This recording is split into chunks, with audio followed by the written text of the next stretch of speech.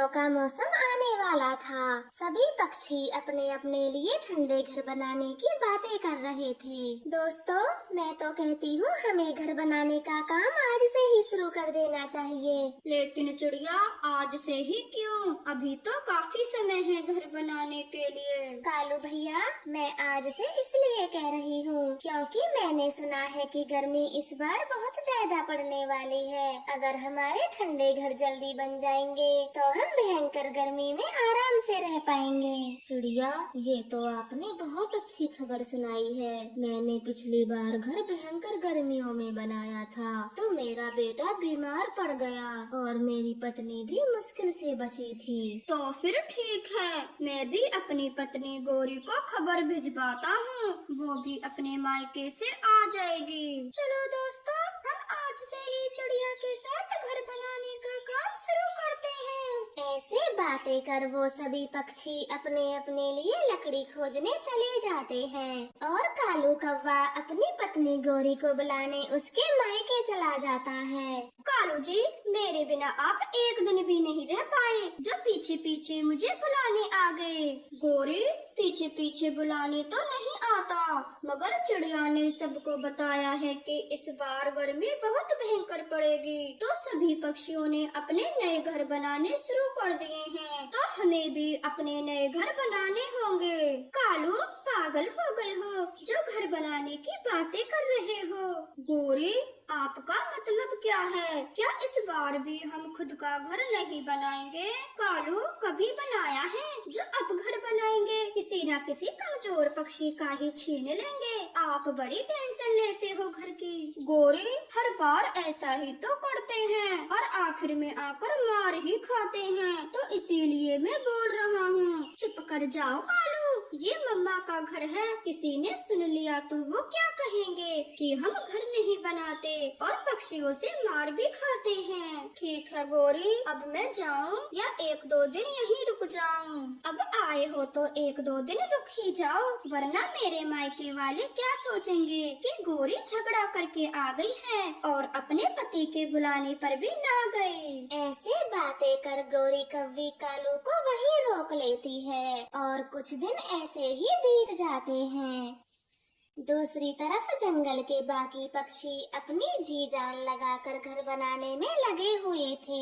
दोस्तों, ये कालू गौरी कहाँ जाकर मर गए? इस बार भी अपना घर नहीं बना रहे। जब गर्मी सताएगी तब किसी न किसी का घर छीन लेंगे। हाँ कबूतर, आप ठीक कह रहे हो। वो कालू और गौरी बहुत बदमाश हैं, उनसे सावधान ही रहना होगा, वरना बड़े चालाकी से बना बनाया घर छीन लेंगे।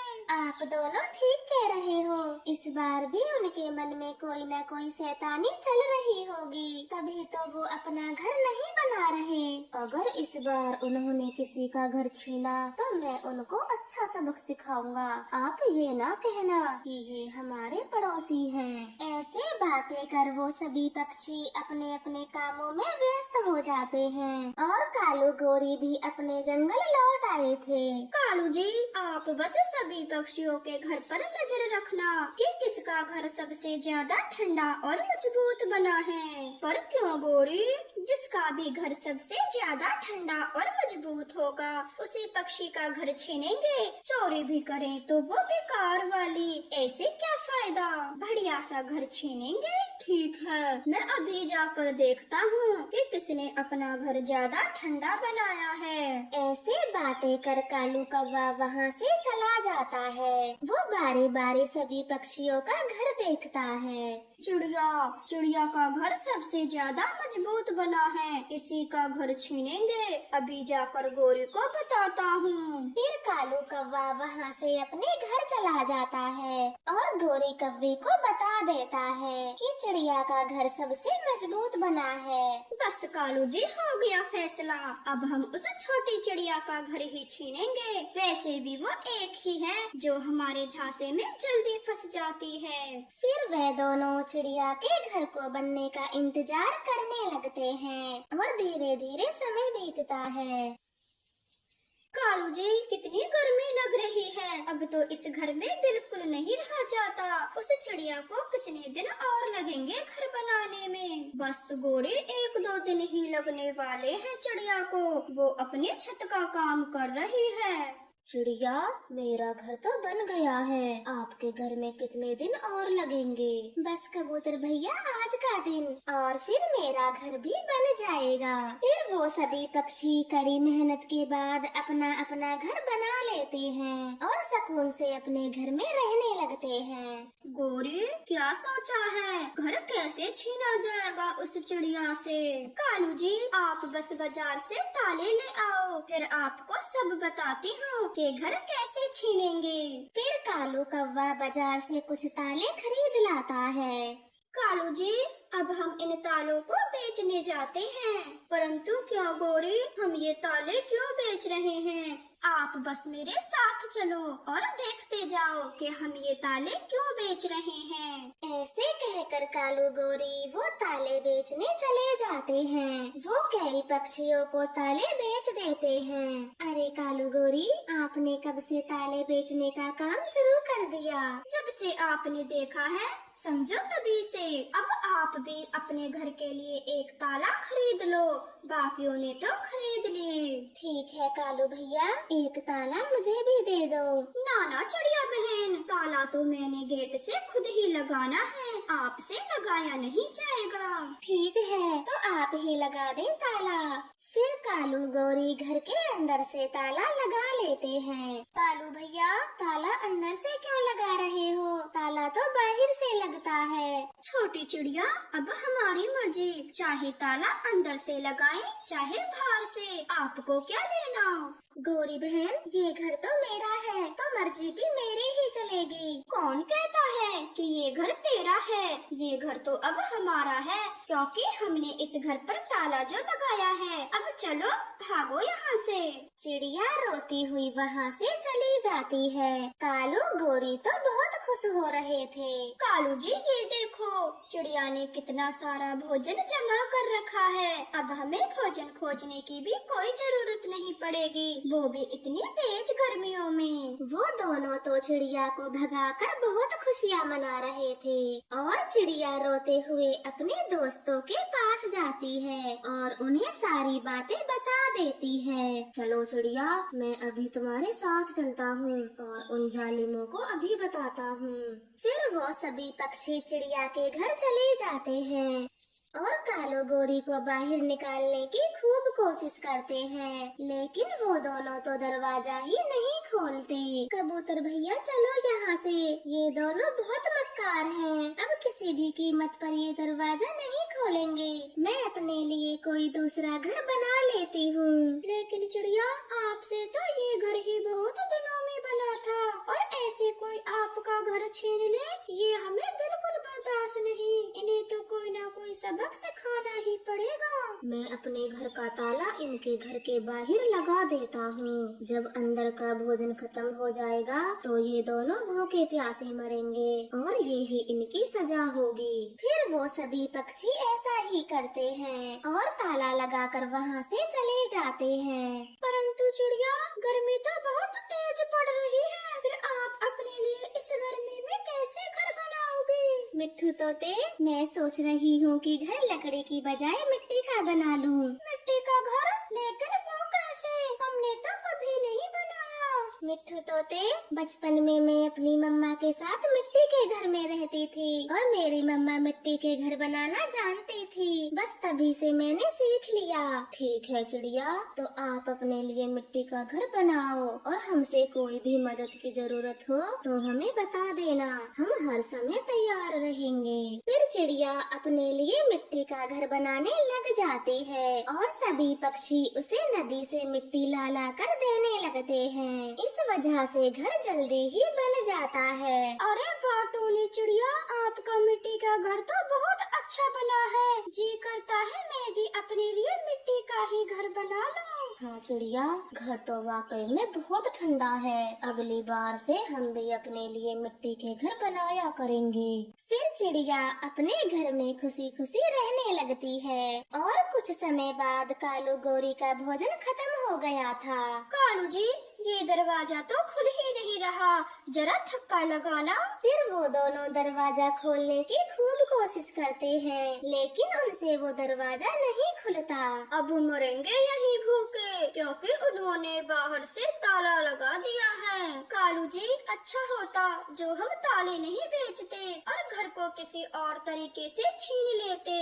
फिर वह दोनों वहीं पर कैद हो जाते हैं और दरवाजा खुलने की प्रार्थना करते हैं। अगर कोई हमारी बातें सुन सकता है तो कृपया दरवाजा खोल दो, हम आगे से ऐसा कभी नहीं करेंगे। फिर वह दोनों वहाँ पर भूखे प्यासे चीख रहे थे और आते जाते चिड़िया के कानों में उनकी आवाज पहुँच जाती है और वह दरवाजा खोल देती है। चिड़िया, हमें माफ कर दो और अपना घर ले लो। कालू गोरी, अब ये घर तुम्हारा ही है, क्योंकि मैंने तो अपने लिए मिट्टी का घर बना लिया है और तुम्हें भी भूखे प्यासे रहकर चोरी की सजा मिल गई है। तो अब ये घर आप ही रखें और दोबारा से किसी का धोखे से घर ना छीने।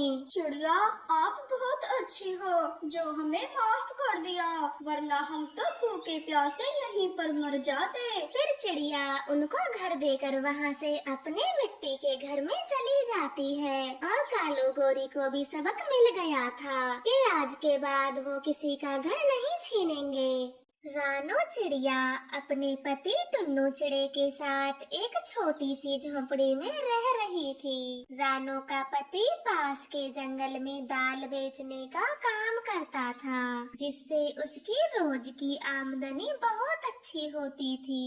गोरी बहन, पास के जंगल में मेला लगा है, चलो हम बच्चों को मेला दिखा लाते हैं और घर के लिए भी कुछ जरूरी सामान ले आएंगे। आप ही जाए मेला देखने, मेरा अभी मन नहीं है, मैं किसी और दिन चली जाऊंगी। ऐसे कहकर गोरी कौवी रानो चिड़िया को भेज देती है और अपने पति कालू कौवे को नींद से जगाती है। कालू जी, सुना आपने, रानो मेला देखने के साथ साथ खरीदारी भी करने वाली है। तो गोरी, इसमें मुझे जगाने का क्या काम, आप भी चली जाती रानो के साथ। रानो अपने साथ पैसों से भरी पोटली लेकर गई है और मैं क्या लेकर जाती, बस ये 100-200 रुपए, इनसे मैं जग्गू को झुलाती या कुछ खरीद कर लाती। गोरी, एक काम तो हो ही जाता, पर कोई बात नहीं, अब नहीं गई हो तो ये रुपए भी बच गए, अब मुझे सोने दो। ऐसे कहकर कालू कौवा तो सो जाता है और गोरी अपने दरवाजे पर बैठी चावल साफ कर रही थी कि तभी रानो चिड़िया अपने बेटे को मेला दिखाकर वापस ला रही थी। तो गोरी कौवी उसे रोक लेती है। रानो, क्या क्या खरीद कर लाई हो, जरा मुझे भी तो दिखाओ।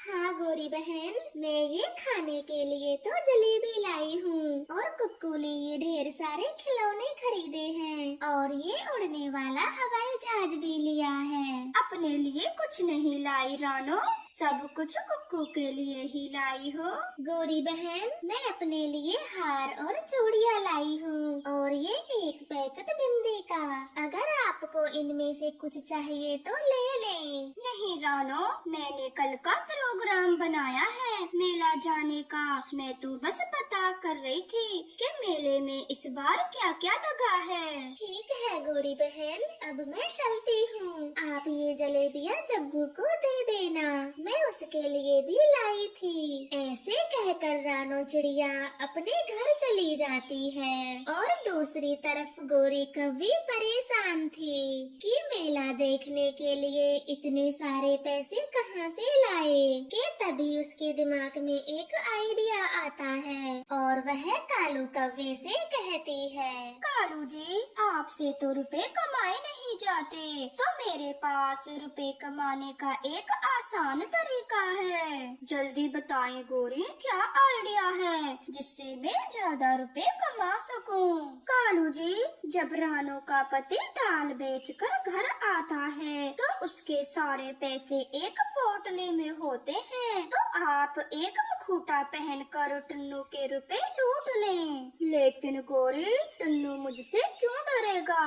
कालू, आप अपने पंख में ये बड़ा चाकू रखना, डर के मारे टुन्नू सारे पैसे आपको थमा देगा। फिर आप सारे पैसे लेकर दूसरे रास्ते से घर आ जाना और किसी को कुछ भी पता नहीं चलेगा। ठीक है गोरी, आज ऐसा ही करके देखूंगा। फिर कालू कौवा अपना भेष बदलकर रास्ते में बैठ जाता है और टुन्नू के आने का इंतजार करता है। जैसे ही टुन्नू चिड़ा वहाँ से गुजरता है तो कालू कौवा झट से उसका रास्ता रोक लेता है। आप कौन हो और मेरा रास्ता क्यों रोक रहे हो? मैं एक डाकू हूँ और तुझे लूटने आया हूँ। अब जल्दी से अपने सारे पैसे निकाल, वरना ये चाकू सीधा तेरे पेट में जाएगा। टुन्नू बड़ा चाकू देखकर डर जाता है और अपने सारे पैसे कालू कौवे को दे देता है और वहाँ से अपनी जान बचाकर भाग जाता है और कालू कौवा भी दूसरे रास्ते से अपने घर को आ जाता है। गोरी, मैंने कर दिखाया। टुन्नू चिड़ा तो चाकू देखकर बिल्कुल ही डर गया था और सारे रुपए देकर वहाँ से भाग गया। वाह मेरे कालूपति, आज तो आपने कमाल कर दिखाया। जी करता है आज तेरा माथा चूम लूं, पर अभी मेरे पास टाइम नहीं है। मैं पहले मेला देखने जाती हूँ। फिर गोरी कौवी अपने बेटे जग्गू को लेकर मेला देखने चली जाती है। दूसरी तरफ टुन्नू चिड़ा रानो चिड़िया को अपने ऊपर हुई डकैती के बारे में सब बताता है। टुन्नू जी, वो डकैत कैसा था? आपने उसका चेहरा नहीं देखा? नहीं रानो जी, उसने अपने मुंह पर मुखौटा पहना था और पंख में बड़ा चाकू था। एक पल को तो लगा कि आज मैं मर ही जाऊंगा।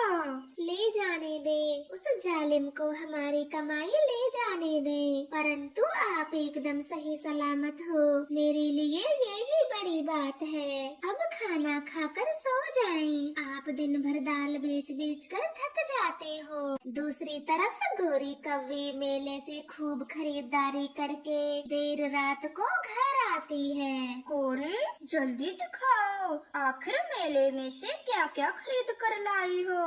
कालू, जो भी मन में आया वो सब खरीद लिया हमने, फिर भी रुपए खत्म नहीं हुए। गोरी, मैंने अभी तक खाना नहीं खाया। मुझे पता था कि आप खाने के लिए जरूर लाओगी। अब जल्दी से अपना बैग खोलो।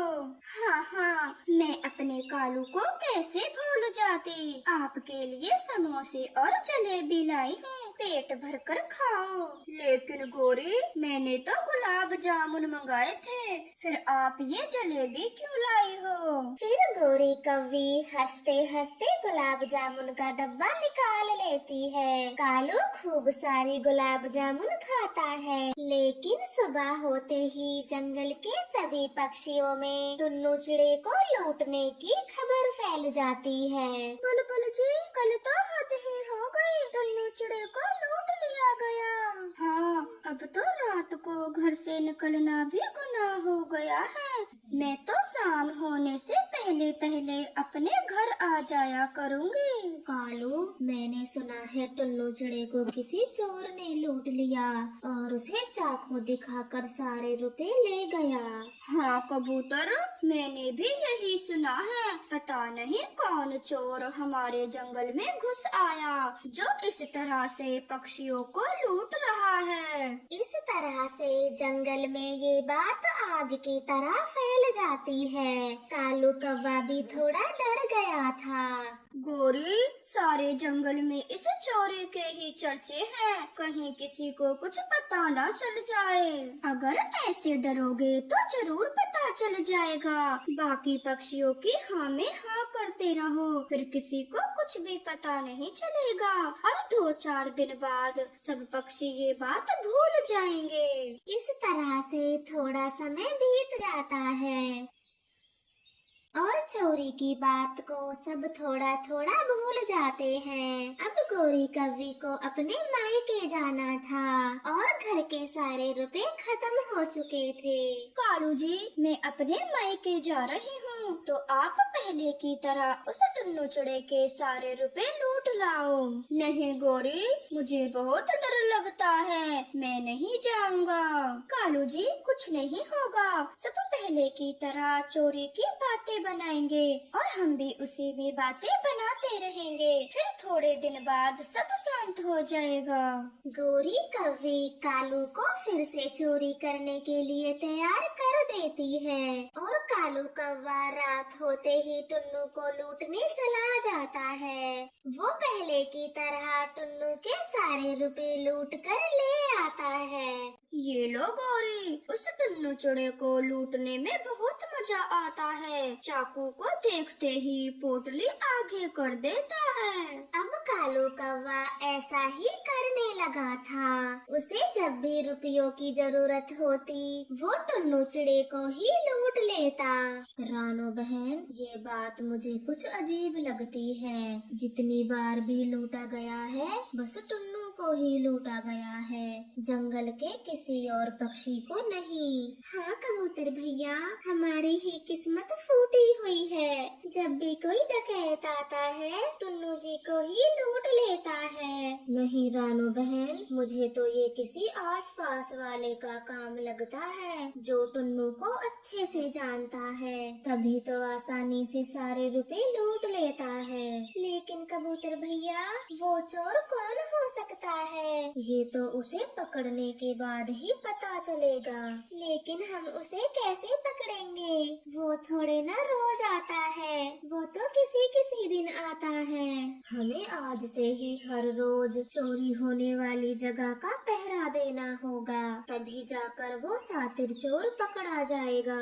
रानो चिड़िया कबूतर की यह बात मान लेती है और शाम होते ही चोरी वाली जगह पर छिपकर बैठ जाते हैं। कुछ दिन तक तो कालू कौवा नहीं आता, लेकिन फिर एक दिन कालू कौवा अचानक से टुन्नू का रास्ता रोक लेता है कि तभी कबूतर और रानो चिड़िया लाठी लेकर वहाँ आते हैं। आज तो तुझे नहीं छोड़ूंगा, दिखा अपना चेहरा दिखा, कौन है तू जो हमारे जंगल में चोरी किए जा रहा है। फिर टुन्नू चिड़ा कालू का मुखौटा हटा देता है। कालू कौवा तो बहुत डरा हुआ था।